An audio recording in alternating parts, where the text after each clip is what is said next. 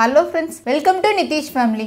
இன்னைக்கு வந்து சஷ்டி விரதத்தோட இரண்டாம் நாள் பொழுது தான் நீங்க பார்க்க போறீங்க. அதுக்கு முன்னாடி சப்ஸ்கிரைபரோட சந்தேகங்கள் பார்த்தறலாம். ஒரு சிஸ்டர் போட்டுருந்தாங்க, அக்கா நான் வந்து நேத்து ஒரு நாள் முதல் நாள் மட்டும் வாட்டர் ஃபாஸ்டிங் வந்து நான் சூப்பரா ஃபினிஷ் பண்ணிட்டேன். ஆனா இரண்டாம் நாள் வந்து நான் மிளகு விரதம் எடுக்கும்போது எனக்கு ரொம்ப வாமிட்டிங்கா வருது. தண்ணி குடிச்சா கூட வாமிட்டிங் வருது. நான் என்ன பண்ணட்டும் அப்படினு கேட்டிருந்தீங்க. சோ மெயினா என்னன்னா இப்போ இருக்க மினரல் வாட்டரும் சரி இப்போ இருக்க தண்ணியில் வந்து அந்தளவுக்கு சத்து இல்லை. அதனால தான் நம்ம உடம்புல ஆல்ரெடி சத்து இல்லாத போது தண்ணி மட்டும் குடிக்கும்போது வந்து என்ன ஆகுதுன்னா நம்மளுக்கு வந்து அந்த மாதிரி வாமிட்டிங் வருது. இல்லை நான் கண்டிப்பாக விரதத்தை தொடங்கணுக்கா, அதுக்கு எனக்கு வழி சொல்லுங்கள் அப்படின்றவங்களுக்கு நான் என்ன சொல்கிறேன் அப்படின்னா, அந்த தண்ணியிலே கொஞ்சமாக உப்பும் எலுமிச்சம்பழம் கலந்து நீங்கள் குடிக்கலாம். அப்படி இல்லை அப்படி குடிச்சுமே எனக்கு வாமிட்டிங் வருது அப்படின்னா இளநீ குடிச்சிக்கலாம். ஒரு நாளைக்கு ஒரு இளநீ இல்லைன்னா 2 இளநீ குடிச்சிக்கலாம் மிளகு விரதம் இருக்கவங்க கூட. ஏன்னா அது லிக்யூட் ஐட்டம் தான். இல்லை இது சாப்பிட்டும் எனக்கு வாமிட்டிங் வருதுக்கா, கிருகிருன்னு தள்ளுது, என்னால் முடியல அப்படின்றவங்க பழங்கள் எடுத்துக்கோங்க. 3 வேளையும் நீங்கள் பழங்கள் எடுத்துக்கலாம். ஸோ விரத முறைகள் வந்து நீங்கள் ஃபாலோ பண்ணுறதா இருக்குது. இன்னொன்று உங்கள் உடம்பு ரொம்ப முக்கியம். அது முடியாத போது நீங்கள் ஃபாலோ பண்ணுறது ரொம்ப கஷ்டம். அது உங்களையே வருத்திக்கிட்டு கடவுளே வருத்துற மாதிரி ஆயிரும். அதனால நம்மளை வருத்தாம மன நிம்மதியோட மன நிறைவோட பண்ற ஒரு விரதம் அப்படின்றது ரொம்ப முக்கியம். உங்களை மாதிரி என்னால் தண்ணி மட்டும் குடிச்சுலாம் விரதம் இருக்க முடியாதுக்கா அப்படின்னு சொன்னீங்க. நான் அந்த மாதிரி யாரையுமே செய்யுங்கன்னு சொல்லவே இல்லை. நான் வந்து முருகர் பிடிக்கும் அப்படின்றதுனால நான் மிளகு விரதம் இருக்கேன். உங்களால் எந்த விதமான விரதம் இருக்க முடியுமோ அந்த மாதிரி விரதம் இருந்துக்கோங்கன்னு தான் சொல்கிறேன். காலையில் ஒரு வேளை மட்டும் சாப்பாடு, மாத்திரை சாப்பிட்றவங்க காலையில் ஒரு வேளை சாப்பாடு சாப்பிட்டுக்கலாம். நீங்கள் சாப்பிட்ற சாப்பாடை சாமிக்கு படைச்சிட்டு சாமி கும்பிட்டு அந்த சாப்பாடை நீங்கள் சாப்பிட்டுக்கலாம். மீதி 2 வேளை மத்தியானம் ராத்திரிக்கு பழங்கள் எடுத்துக்கலாம். இல்லை 3 வேளையும் பழங்கள் எடுத்துக்கலாம். இல்லைன்னா காலையிலையும் மத்தியானமும் விரதம் இருந்துட்டு ராத்திரிக்கு சாப்பாடு, அதாவது 6 மணிக்கு சாமி கும்பிடுவாங்க இல்லையா, அப்போ வந்து சமைச்சதை சாமிக்கு படைச்சிட்டு அதை வந்து சாப்பிட்டு விரதத்தை முடிப்பாங்க. அந்த மாதிரி பண்ணுவாங்க. உங்களோட கையில் தான் இருக்குது. முதல் நாள் எப்படி தொடங்குறீங்களோ அதே மாதிரியே 6 நாளும் ஃபாலோ பண்ணுங்கள். அடுத்து இன்னொரு கேள்வி, ஒரு நாள் பண்ணேங்க்கா, 2ஆவது நாள் வந்து தலை குளிச்சிட்டேன், இல்லை 2ஆவது நாள் நான் கல்யாணத்துக்கு போயிட்டேன், வேறு ஏதாவது விசேஷம் இருக்குது அப்படின்ற போது நீங்கள் வந்து ஒரு 2 நாள் கழித்து திருப்பி 4ஆவது நாள்லேருந்து ஃபாலோ பண்ணலாமா அப்படின்னு கேட்குறீங்க. அந்த மாதிரி பண்ணாதீங்க. இது பண்ணுனா 6 நாள் பண்ணணும். அப்படி இல்லை அப்படின்னா 6ஆம் நாள் சூரசம்ஹாரம் நடக்கும் இல்லையா, 6ஆம் நாள் அன்னைக்கு மட்டும் ஃபுல்லாக விரதம் இருந்துட்டு மறுநாள் திருக்கல்யாணத்தன்னைக்கு சாப்பாடு எடுத்துக்கோங்க. அந்த மாதிரி ஃபாலோ பண்ணிக்கலாம். 3ஆவது மெயினான கொஸ்டின் அப்படின்றது, ஒரு சிலருக்கு அக்கா எனக்கு ஃபஸ்ட்டு டேவே ஈவினிங் வந்து பீரியட்ஸ் வந்துருக்கா, நாங்கள் என்ன பண்ணட்டும் அப்படின்னு கேட்குறீங்க. உங்களால் வந்து விரதம் இருக்க முடியும், சாப்பிடாமையோ பீரியட்ஸில் என்னால் கண்ட்ரோலாக கொண்டு வரமே அப்படின்றவங்க கண்டிப்பாக விரதத்தை ஃபாலோ பண்ணலாம். அதாவது சாமி ரூமுக்கு போகாமல் பூஜை எதுவும் பண்ணாமல் நீங்கள் அப்படியே விரதத்தை வந்து ஃபாலோ பண்ணலாம்.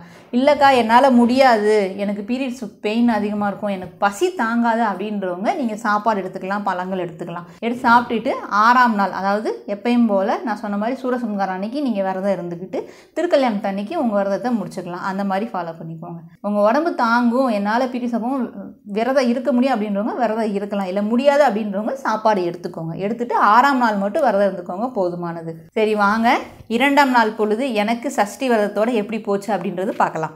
2ஆம் நாள் காலை 4 மணிக்கு தான் நான் எந்திரிச்சிட்டு குளிச்சுட்டு வந்திருக்கேன். தலைவலியாக தான் குளிச்சிருக்கேன். ஸோ எப்போவுமே தலைவலியாக குளித்தா கொஞ்சம் நல்லது. முடியல அப்படின்றவங்க வெண்ணி தண்ணி வச்சு கூட குளிக்கலாம். பச்சை தண்ணியில் குளிக்காதீங்க. நான் பச்சை தண்ணி பழகிருச்சு எனக்கு, அதனால நான் குளிச்சிருவேன். அதே மாதிரி 2ஆம் நாள் காலையில் சாமி இடத்துல வந்து பழைய பூக்கள், முதல் நாள் வச்ச பூக்களை க்ளீன் பண்ணிட்டு அதுக்கப்புறம் திரும்பவும் கோலம் போடணும். அந்த இடத்த க்ளீன் பண்ணி சரவணபவன் போட்டுட்டு அதுக்கப்புறம் சரவணபவன் மேலேயே மஞ்சளும் குங்குமமும் வைக்கணும். வச்சதுக்கப்புறம் படங்களை வச்சு மறுபடியும் திரும்ப வந்து புது பூ தான் வைக்கணும். இந்த எடுத்த பூவை என்ன பண்ணுவேன் அப்படின்னு சேர்த்து வச்சிருவேன். 6 நாளுமே எங்கள் வீட்டு பக்கத்தில் மாடு இருக்கும், மாட்டுக்கு கொடுத்துருவேன். பூவை தனியாக தான் சேர்த்து வைப்பேன். அதில் வந்து எந்த விதமான மண் அந்த மாதிரி தூசிலாம் இருக்காது. அப்படி இல்லைன்னா ஓடுற ஆற்றுல போகிறத விட ஆடு மாடு சாப்பிட்றதுக்கு கொடுத்துடலாம். 2ஆம் நாள் காலையில் ரோஸ் வச்சுட்டு பூ வைக்க 4:45 ஆயிடுச்சு. 4:45 தான் நான் உட்காந்த சாமி கும்பிட்றதுக்கு கரெக்டாக. எப்பொழுதுமே உட்காந்தனையுமே விளக்கேற்றினையுமே சாம்பிராணி புகை காமிச்சிருவேன். ஏன்னா சாமி உட்கார கும்பிட்டேன்னா ஃபுல்லாக முடிச்சுட்டு தான் எந்திரிப்பேன். அதனால விளக்கேற்றிட்டு சாம்பிராணி புகை காமிக்க திருப்பி ஊடால எந்திரிக்கிற மாதிரி வரும். அதனால முன்னாடி ஃபர்ஸ்டே வந்து சாம்பிராணி புகை காமிச்சிடுவேன் விளக்கேற்றினையுமேவும். சாம்பிராணி அப்படின்றது பால் சாம்பிராணி தான், நாட்டு மருந்து கடையில் கிடைக்கும். அங்கே போய் தான் வாங்கி கறிக்கட்டை தான் அடுப்பில் வச்சு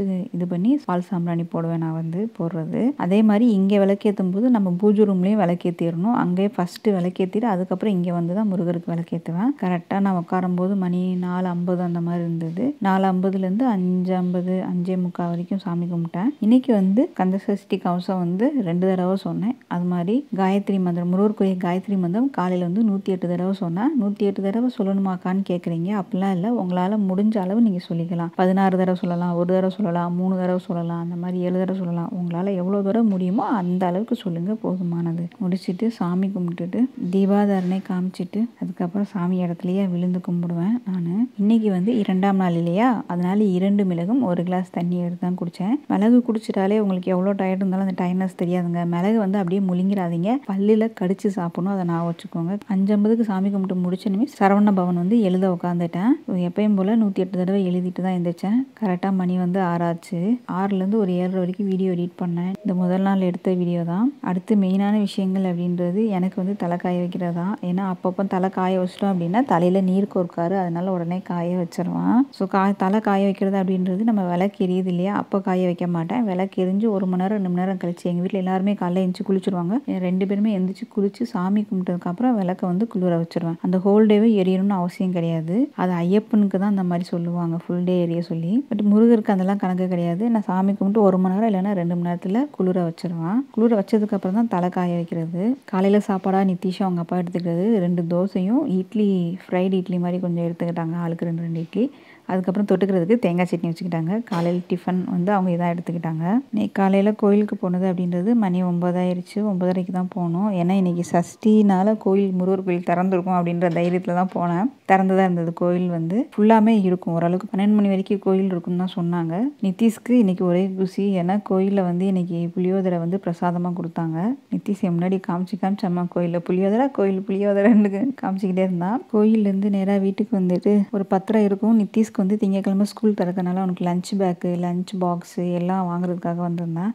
என்னென்னா அவனுக்கு எல்லாமே சில்வரில் தான் கொடுக்கணுன்னாங்க. மேக்ஸிமம் சில்வரில் தான் கொடுப்பேன் நான். ஸோ இதுக்கு முன்னாடி கொஞ்சம் சின்ன சின்ன பாக்ஸாக இருந்தது, அதனால் ஒரே பாக்ஸாக வேணும்னு கேட்டிருந்தேன். அதனால் லஞ்ச் பேக்லாம் இதுக்கு முன்னாடி கொடுத்ததில்ல. கிரேஸ்ன்ற சூப்பர் மார்க்கெட்டில் தான் லஞ்ச் பேக் வாங்கிட்டு வரும்போதே கொஞ்சம் பழங்களும் கொஞ்சம் காயும் வாங்கிட்டு வந்தான். நிதிஷ் மதியானம் சாப்பாடு எடுக்கிறது காலையில் கடைக்கு போகும்போதே காளான் வாங்கிட்டு வந்ததுனால இன்றைக்கி வந்து காளான் ரைஸ் தான் போட்டேன். ஸோ பாத்மதி ரைஸ் வாங்கியிருந்ததுனால அது பாத்மதி ரைஸ்லேயே போட்டேன். காளான் ரைஸும் அதுக்கப்புறம் வடகம் வச்சு சாப்பிட்டுக்கிட்டாங்க. காய் எதுவும் வைக்கல, ஏன்னா அங்கேருந்து வந்ததே மணி 11:30 மேலே ஆயிடுச்சு. 11:30க்கு மேலே தான் சமைச்சதுனால சாதம் அதில் இருக்க காளானே போதும் அப்படின்ட்டாங்க.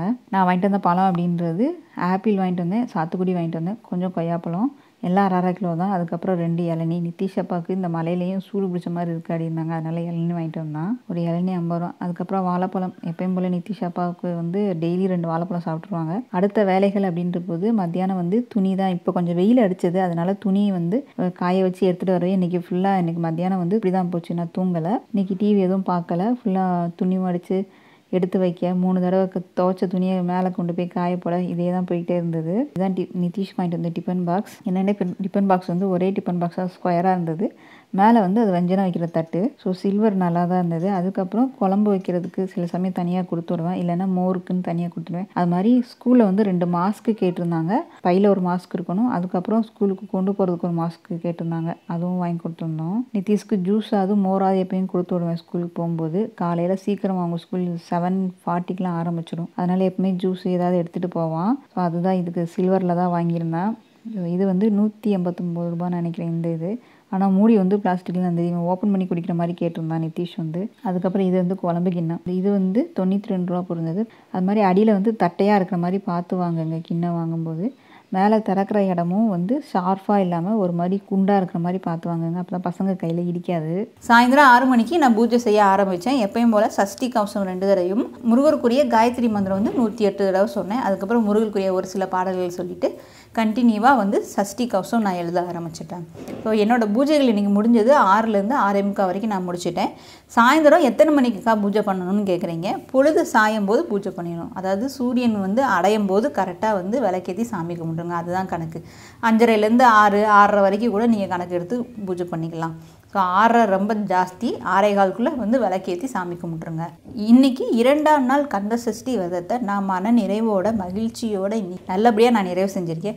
அதே மாதிரி நீங்களும் நல்லபடியாக நிறைவு செஞ்சுருப்பீங்க அப்படின்னு நினைக்கிறேன். மீண்டும் நாளை 3ஆம் நாள் கந்த சஷ்டி விரத நாளில் சந்திக்கலாம்.